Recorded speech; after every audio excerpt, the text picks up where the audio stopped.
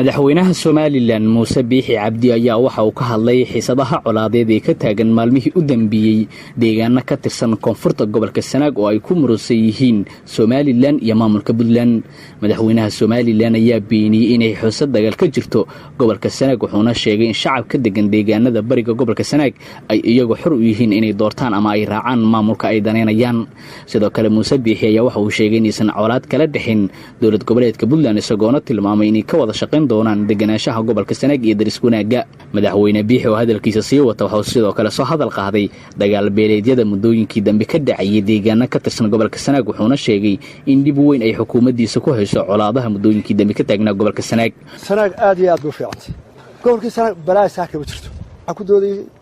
laba nin oo ilmaadeera oo midna yahay wasiir Puntland midna wasiir Soomaaliland dadkuna meel kasta doodu way ka joogtaa xaq bay u leeyihiin inay iyagu isqanciyaan inay Soomaaliland ku qancaan inay iyagu qaranimada qaadaan reeb badan iyo reer dhahar iyo reer lascaarood adiga Soomaaliland kaaga dhex jecel baday iyagaana dhisaaya iyagaana sii socod dalkooda waana ku ixtiraamayna waana ku garab galeynaa Puntlandna culmanihin Soomaaliya iyagana jaar ka nahay wanaag baynu ka doonayna ku wada noolaano xuduudkii gaalada Afrika oo dhan qortay in baa inoo dhaxeeya xuduudka inagu ma inaan sameyn waa isticmaalka Afrika oo ku ay maartay ku dhisan tahay waxaan leenahay walaalnimo iyo wada shaqayn aynu ku bedelo colaad iyo reebel baynu marka dhibaato ka jirta Puntland iyo Soomaaliland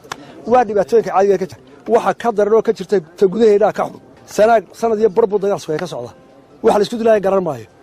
dagaal qabiileed baa ka socda oo aan dhamaanin oo dad ku dhamaaday oo tacliinta ku hagaastay oo horumar ku hagaastay oo ardayda ay wax ku baranayeen oo ay wadaan Soomaaliland